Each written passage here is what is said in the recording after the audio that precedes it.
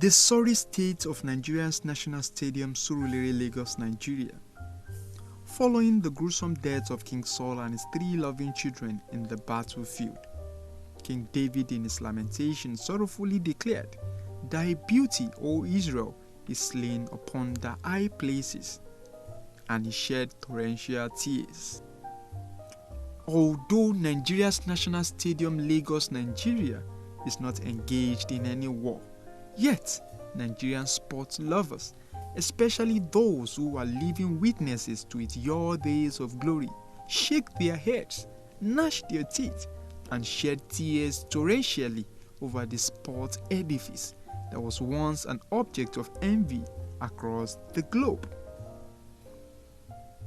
Constructed and later officially commissioned by the then Nigeria's military head of state, General Yakubu Gowon, in 1973. The stadium boasted of a state-of-the-art dressing room for players, well-furnished gymnasiums, uninterrupted water and power supplies, gigantic power generating sets, and several well-manned gates. Above all, the main bowl of the sport edifice boasted of well-laid tracks for sprinters, a massive scoreboard, a superb football pitch that favorably rubbed shoulders with the famous Maracanã Stadium in Brazil, which is regarded as the largest stadium in the whole world, and well-arranged seats for state box as well as for the covered and popular sites. The floodlights also shone like the northern stars, while its toilet facilities could be compared to those of kings and princes. The courts for lawn tennis, table tennis, basketball, handball, badminton were second to none. No doubt, the stadium was a beautiful spectacle to behold. Little wonder it became a mecca of all sorts to an avalanche of all souls across the continent of Africa and even beyond. To showcase the stadium's beauty, the Nigerian government at that period willingly and gladly accepted to host the second All-African Games, where Nigeria's Yakubu Mabo scored the first ever goal in the stadium during the soccer event of the Mundial. The stadium thereafter played host to other numerous major international sporting events that include Challenge Cup finals, African Cup of Nations, and World Cup football qualifiers, joining one of which the Portuguese-based midfielder Maestro Samuel Okparaji died on Saturday, 12th of August 1989, in an encounter with the Angolan national football team. After God, football at that time became Nigerians' idol. Les Nigériens, très long dégagement, un jeu britannique et Rachidi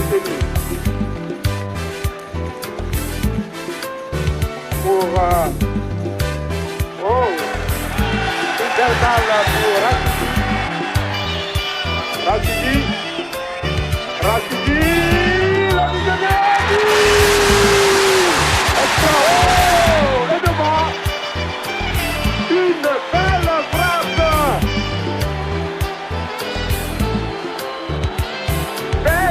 frappe, du numéro 8 nigérien. Le ralenti, regardez, oh quelle belle frappe à Sandel. Premier but à la deuxième minute de jeu, 1 pour le Nigeria, 0 pour le Cameroun. Où les Nigériens partent sur des... To watch football matches on display by soccer stars, the National Stadium Surulere, Lagos was the place. But all is now history. The glory has departed the stadium, and its beautiful attire has been torn to shreds. Behold the road therein looking unkempt and morose. Its dressing room cry for help and no one seems to help. The once well-furnished gymnasium for boxing, gymnastics and weightlifting look comatose, moribund and bare-faced. Water no longer runs from the taps and darkness menacingly becloud the edifice whenever there is power outage. The toilets are now homes to reptiles and mountains of filth.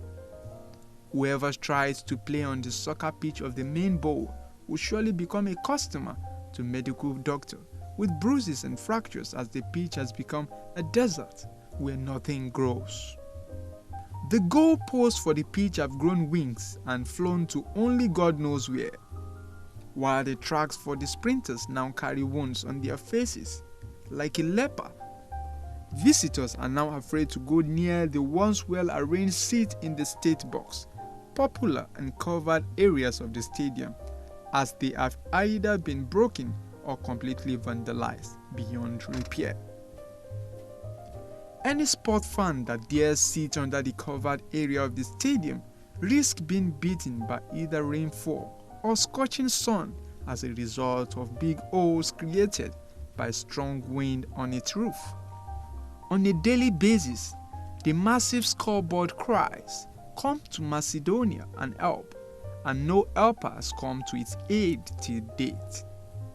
No doubt, the stadium suffers total neglect. For this, Lagos residents and their counterparts across the country have for years been denied the golden opportunities of enjoying numerous sporting activities. The shame of a nation indeed. But if General Yakubu Gowon decides one day to embark on a visit to the stadium that gulped millions of naira at that time, can the retired general smile? Anyway, Nigerian sports lovers can still be lucky if what the newly appointed Minister of Youth and Sport, Mr. Sunday Dare, said in his maiden media is anything to go by. According to the Ogbomoso, Oyo State-born pen pusher, I'm not aware of the crisis bedeviling the nation's sport at the moment.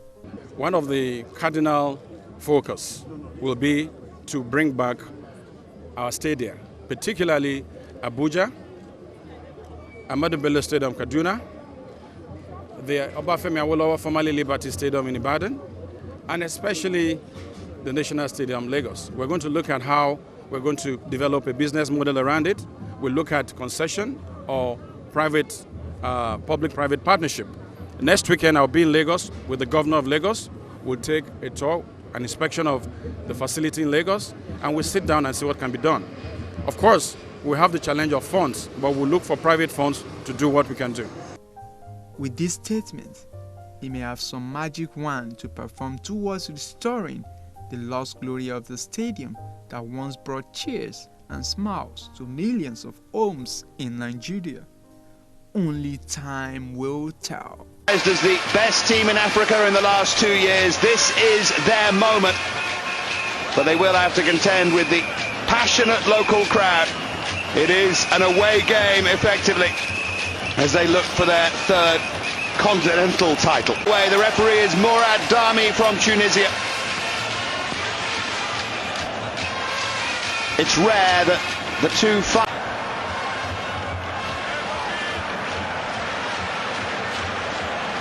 And the home crowd baying for something to happen. And it's JJ Okocha. But look, four of them trying to get around him, but still Okocha! What a goal that would have been.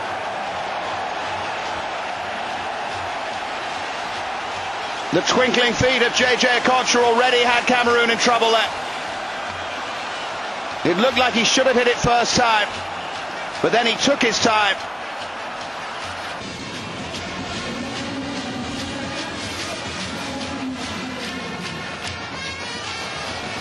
That's a lovely trick, and Mboma's brought down, and that will be a yellow card, I suspect, for Ianemi. Yeah, you can't really have any complaints there.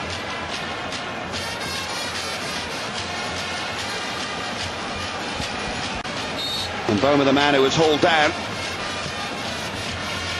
It was a clever free kick, and it's silenced because Samuel Eto'o has given Cameroon the lead.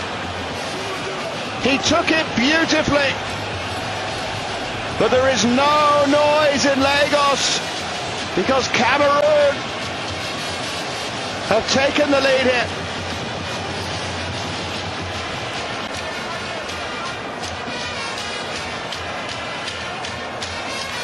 This is Samuel Eto'o. And he looks towards Mboma. What a chance this is from Mboma! 2-0 to Cameroon. 2 minutes of stoppage time at the end of the half. Nigeria have been outplayed here. And it might be more than two. Here's Kanu. And this now is Chukwu. There's a lifeline. And the controversial selection, Raphael Chukwu, has dragged Nigeria back into this game. They don't deserve it, frankly. But now they have real hope for what should be a fabulous second half.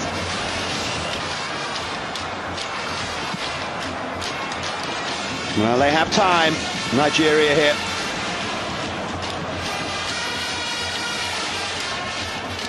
It's only half cleared away. It drops down to JJ Okocha,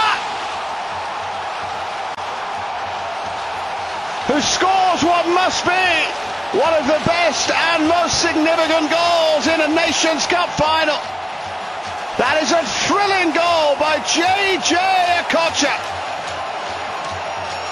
And from 2-0 down, Nigeria are level.